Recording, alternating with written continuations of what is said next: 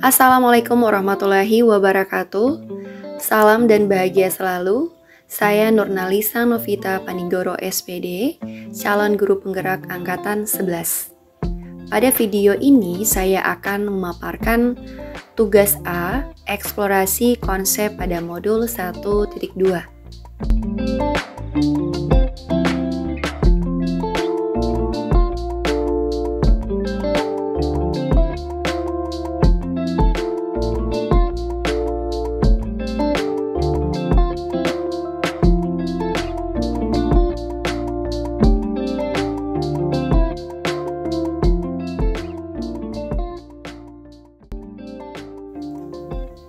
Cara kerja otak manusia.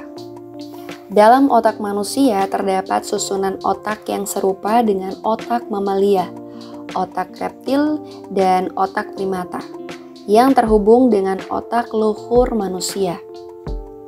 Berdasarkan susunan otak ini, otak manusia bekerja dengan dua sistem berpikir, yaitu sistem berpikir cepat dan sistem berpikir lambat. Kedua sistem ini yang mempengaruhi bagaimana kita berpikir dan bertindak. Sistem berpikir cepat dikelola oleh kerja otak reptil dan otak mamalia, yang mana selalu selaras dengan kerja tumbuh manusia untuk menghemat energi. Sedangkan sistem berpikir lambat dikelola oleh cara kerja otak primata dan otak luhur manusia. Sistem berpikir ini membutuhkan banyak energi karena bertentangan dengan kerja alamiah bagian otak yang lain. Sistem berpikir lambat diperlukan pada tahapan berpikir kompleks yang dikelola bagian oleh otak luhur manusia. 5 kebutuhan dasar pada manusia. Yang pertama adalah kebutuhan bertahan hidup, yaitu kebutuhan yang bersifat fisiologis untuk bertahan hidup tentunya. Sehingga secara sederhana adalah kebutuhan yang seperti makan, minum, dan tempat berlindung untuk memperoleh kenyamanan dan keamanan. Yang kedua adalah rasa kasih sayang dan rasa diterima. Kebutuhan ini berhubungan dengan psikologis manusia, atau secara sederhana dapat dihubungkan dengan perasaan diterima dan dipedulikan oleh sekitarnya, serta membangun sosial dengan orang lain. Kebutuhan ini akan didapatkan melalui interaksi dengan orang lain. Yang ketiga adalah kekuasaan dan penguasaan. Kebutuhan ini berhubungan dengan pencapaian diri dan keadaan yang memungkinkan manusia untuk diakui kemampuan dan prestasi yang dicapai sehingga dia akan menimbulkan pengaruh kepada orang lain dan meninggalkan jejak atas pencapaian dalam hidupnya. Yang keempat adalah kebebasan. Kebutuhan akan kebebasan berhubungan dengan kemandirian untuk mengendalikan arah dan sesuai kemauan diri. Kebutuhan ini berhubungan dengan kemandirian dalam memilih dan membuat pilihan atas kemauannya sendiri. Dan yang terakhir, yang kelima adalah kesenangan. Kodrat manusia sendiri adalah mencari kebahagiaan hidup maupun kesenangan hidup.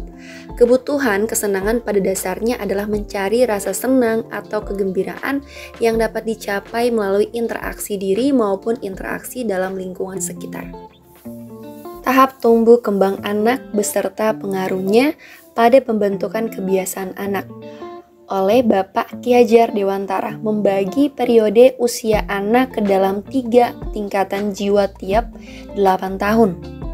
Periode pertama adalah wiraga usia 0 sampai dengan 8 tahun. Ki Hajar Dewantara menyebutnya sebagai taman indria. Pada tahap ini membuat indera anak berkembang sangat pesat. Sehingga sebagai seorang guru, kita harus fokus agar anak makin merdeka, namun harus tetap mengawasi agar dalam koridor aman dan bermakna bagi kehidupannya kelak. Dan periode kedua adalah wiraga wirama dengan usia 9 sampai dengan 16 tahun. Pada periode usia ini anak mulai berkembang pikirannya, kebutuhan anak mulai berkembang yang mampu mulai berpikir secara mandiri mengenai posisi diri dalam lingkungan, sehingga sebagai seorang guru kita harus fokus pada proses mendidik dan menuntun pola pikir anak agar selaras dan seirama dengan lingkungannya. Pada tahapan ini, guru juga memberikan bentuk keteladanan nyata dan bermakna dan membekas bagi anak. Dan terakhir, periode ketiga adalah wirama usia 17 tahun sampai dengan 24 tahun. Periode ini berhubungan dengan kesadaran diri anak terhadap jati dirinya di tengah masyarakat, sehingga guru harus mulai menuntun mereka untuk mampu mengelola dan mengenali potensi diri, sehingga secara mandiri anak mampu menebalkan jati dirinya dan memperbaiki lakunya yang disesuaikan dengan kondisi lingkungan serta mampu membawa diri sebagai manusia yang merdeka. Tahap perkembangan psikososial oleh Erik Erikson. Erik Erikson adalah psikolog yang meyakini bahwa kepribadian seseorang itu tumbuh dalam rangkaian tahapan. Dalam program ini saya akan membahas 6 tahapan saja, yaitu dari periode usia 0 sampai dengan 40 tahun. Tahap 1. Dari usia 0 sampai dengan 1,5 tahun, pada awal ini pembentukan kepercayaan dan ketidakpercayaan terhadap orang lain dan lingkungan. Tahap 2, dari usia 1,5 tahun sampai dengan usia 3 tahun, tahap ini membantu anak menumbuhkan tekad dan kehendak diri yang akan memberikan kemampuan agar dapat mengembangkan kemandirian dalam mengontrol dirinya. Pada tahap 3, dari usia 3 sampai dengan 5 tahun, tahap ini adalah langkah awal anak bersekolah, sehingga kita perlu memberikan kesempatan anak untuk mencari tujuan hidupnya melalui pendidikan. Pada tahap 4, dari usia 5 sampai dengan 15 tahun, periode ini penting dalam menumbuhkan rasa kebanggaan atas pencapaian diri dan menyediakan pengalaman untuk menumbuh kembangkan produktivitas dalam pembelajaran sehingga muncul sikap kompeten dalam diri anak. Selanjutnya, pada tahap 5, pada usia 12 sampai dengan 18 tahun, periode ini masa remaja, awal di mana anak sedang berusaha mencari figur hidup untuk menggantungkan dirinya. Pemberian pengalaman belajar harusnya bertujuan untuk menebalkan lakunya sehingga menguatkan identitas diri agar menyadari potensi dan posisi dirinya sebagai individu maupun anggota masyarakat. Dan tahap 6, usia dari 18 tahun sampai dengan 40 tahun, periode ini adalah tahap mereka mulai memikirkan hubungan relasi yang bersifat pribadi, anak mulai mencari dan mendalami perasaan cinta, mulai membangun kedekatan dengan orang lain dan keluarga. Periode ini harus menekankan pada proses eksplorasi perasaan yang mampu memberikan dukungan sosial bagi dirinya agar tidak membuatnya merasa terisolasi dalam hidupnya. Jadi kesimpulannya adalah anak maupun pendidik mampu memaksimalkan bagaimana cara berpikir otak anak dalam memberikan respon akan satu hal yang sesuai dengan perkembangan jiwa dan psikososialnya. Maka proses perkembangan anak akan membentuk karakter positif sepanjang hidup dan membuat diri anak menyadari nilai dirinya sebagai manusia individu maupun sebagai anggota masyarakat.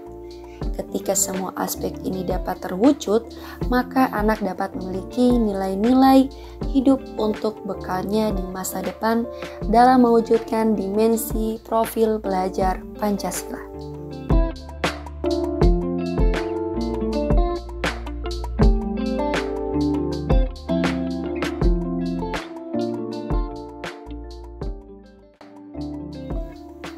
Seorang guru penggerak haruslah menanamkan nilai-nilai dalam diri mereka. Nilai-nilai tersebut dapat digunakan sebagai landasan dalam mengambil keputusan menjadi motivasi diri dan mampu memposisikan diri ketika dihadapkan dalam kondisi tertentu. Nilai-nilai penting dalam diri seorang guru penggerak antara lain: mandiri, reflektif, kolaboratif, inovatif, serta berpihak pada murid. Itulah penjelasan saya dari tugas A pada modul 1.2 eksplorasi konsep. Mohon maaf bila terdapat kekurangan dan kesalahan. Salam dan bahagia selalu. Wabillahi taufiq wal hidayah. Wassalamualaikum warahmatullahi wabarakatuh.